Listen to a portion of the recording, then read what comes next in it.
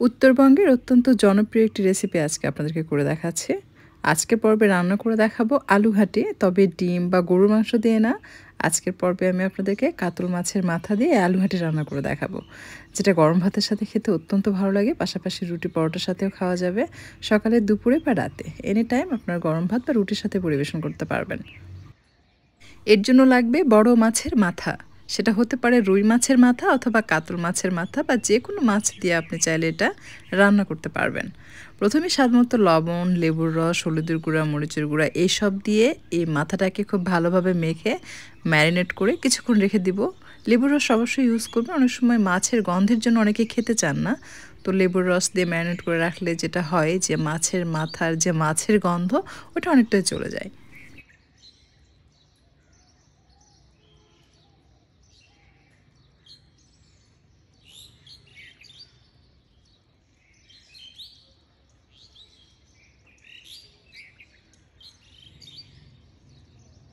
প্রথমে মাছ ভেজে নেব। আর এই মাছ ভাজার জন্য প্যানে পরিমাণ মতো তেল দিয়ে খুব ভালোভাবে প্যানটাকে গরম করে নিতে হবে, যেন প্যান পিচ্ছিল হয়।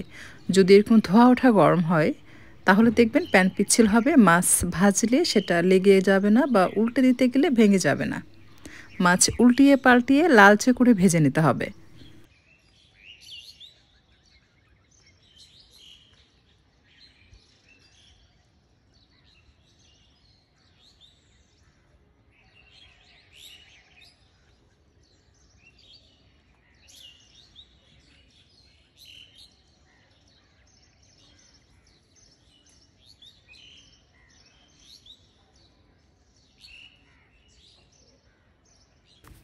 মাছ ভাজা হয়ে গেলে এটা উঠিয়ে অন্য একটি পাত্রে রেখে সেম তেলে পরিমাণ মতো পেঁয়াজ দিয়ে দিব।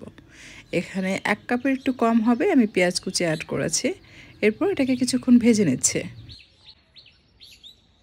দিয়ে দিলাম কাঁচামরিচ 4-5টির মতো, মাঝখান থেকে চিড়ে দিয়েছি যেন ঝাল বের হয়, পাশাপাশি কাঁচামরিচের যে সুঘ্রাণ সেটাও যেন ছড়িয়ে যায়।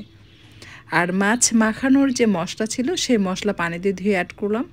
আর 1 টেবিল চামচের মতো আমি এখানে আদা রসুন বাটা, জিরার গুঁড়া 1 চা চামচ এবং ধনিয়ার গুঁড়া 1 চা চামচ আর মরিচের গুঁড়া দিয়েছি 1 চা চামচ ভর্তি করে, এবং স্বাদমতো লবণ দিয়ে দিলাম।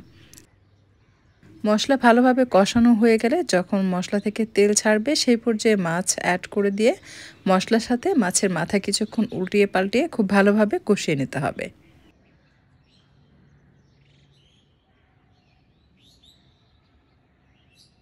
খুব ভালোভাবে কষানো হয়ে গেলে পরিমাণ মতো পানি দিয়ে এটাকে সেদ্ধ করে নিতে হবে।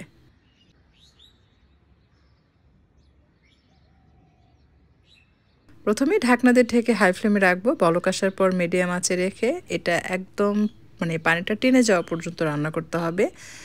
নেড়েচেড়ে দিবেন যেন পেঁয়াজগুলো সুন্দরভাবে গলে যায়, এবং এমনভাবে ভুনা ভুনা করতে হবে যেন তেল মশলা সেপারেট হয়ে যায়।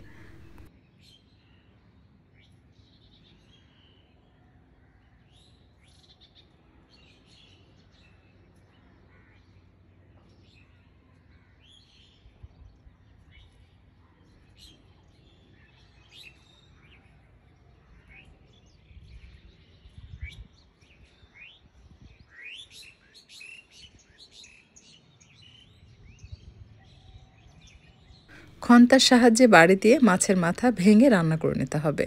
এতে করে মাছের মধ্যে মশলাগুলো খুব ভালোভাবে প্রবেশ করবে, অর্থাৎ লবণ ঝাল ভালোভাবে প্রবেশ করবে। আর যখন এটা রান্না হয়ে যাবে, অর্থাৎ তেল মশলা সেপারেট হয়ে যাবে, সেই পর্যায়ে চুলা থেকে নামিয়ে নিতে হবে।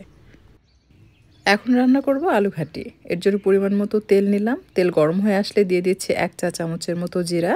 জিরা ফুটে উঠলে দিয়ে দিলাম পেঁয়াজ কুচি এবং কাঁচামরিচ ফালি করে কাটা। পেঁয়াজ কুচি রয়েছে 1 কাপের একটু কম, এবং কাঁচামরিচ 4 থেকে 5টি আমি মাঝখান থেকে চিড়ে দিয়েছি। আর অ্যাড করে দিচ্ছি গরম মশলা। গরম মশলার মধ্যে রয়েছে তেজপাতা 2টি, কালো এলাচ 2টি, সাদা এলাচ 4 থেকে 5টি এবং 3-4টি লং। পেঁয়াজের বেরেস্তা হয়ে আসলে অ্যাড করে দিতে হবে আদা রসুন বাটা। আমি এখানে 1.5 চা চামচের মতো আদা রসুন বাটা অ্যাড করেছি।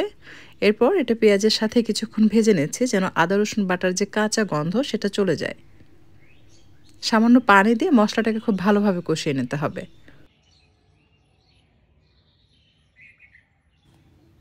এই পর্যায়ে 1/2 চা চামচ জিরার গুঁড়া আর দিয়ে দিচ্ছি মরিচের গুঁড়া 1 চা চামচ। সেই সাথে হলুদের গুঁড়া 1 চা চামচ এবং স্বাদমতো লবণ।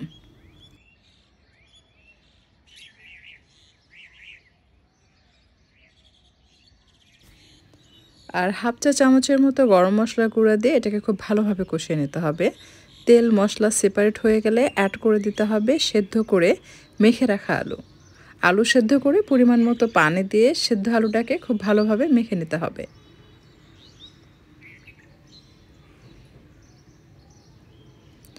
আলুটা এমনভাবে মাখাবেন যে কিছুটা গলে যাবে, কিছুটা আস্ত আস্ত থাকবে, মানে একটু দলা দলা থাকবে আর কি। এভাবে আলুটা মাখিয়ে নিতে হবে। মশলার সাথে আলু খুব ভালোভাবে কষিয়ে নিতে হবে। আলু যখন আঠালো আঠালো মনে হবে সেই পর্যায়ে আলু মশলা আরও ভালোভাবে কষানোর জন্য আমি হাফ কাপের একটু বেশি পানি দিয়েছি। দিয়ে এই যে পানি দিলাম এভাবে একবার কিন্তু অবশ্যই কষিয়ে নিতে হবে। তা না হলে এই আলু ঘাটি রান্না করলে কিন্তু আপনি মশলা এবং আলু ঘাটির যে আলু সেদ্ধ আলুর যে একটা স্মেল থাকে ওইটা পাবেন।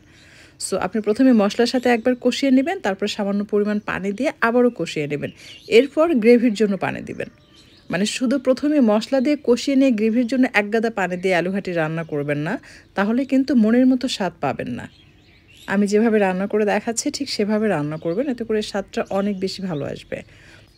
আর এখন দিয়ে দিচ্ছি গ্রেভির জন্য পানি। পানিটা এভাবে দিবেন যে আপনার আলু সব ডুবে থাকবে, উপরে পানি থাকবে। এরপর হাই ফ্লেমে রেখে এটাকে থকবগে বলক আসা পর্যন্ত জাল করতে হবে।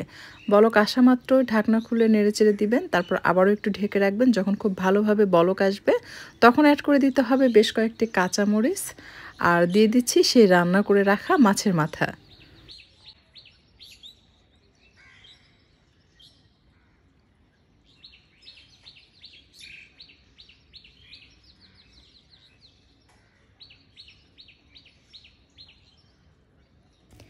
ভালোভাবে মিশিয়ে নেওয়ার পর ঢাকনা দিয়ে ঢেকে প্রথমে হাই ফ্লেমে রাখতে হবে। খুব ভালোভাবে বলক আসলে মিডিয়াম আঁচে রেখে বেশ কিছুক্ষণ রান্না করে নেবেন। যখন দেখবেন থকবগে বলক আসবে এবং খুব সুন্দর একটা সাউন্ড পাবেন, মানে রান্না যখন হয়ে যায় তখন এটার যে একটা সাউন্ড সেটা কিন্তু একটু ডিফারেন্ট হয়, আপনারা লক্ষ্য করলে বুঝতে পারবেন। আর আপনার কাছে যখন মনে হবে আপনার রান্নাটা হয়ে গেছে সেই পর্যায়ে কোয়ার্টার চা চামচ গরম মশলার গুঁড়া দিয়ে এটাকে মিশিয়ে নিতে হবে।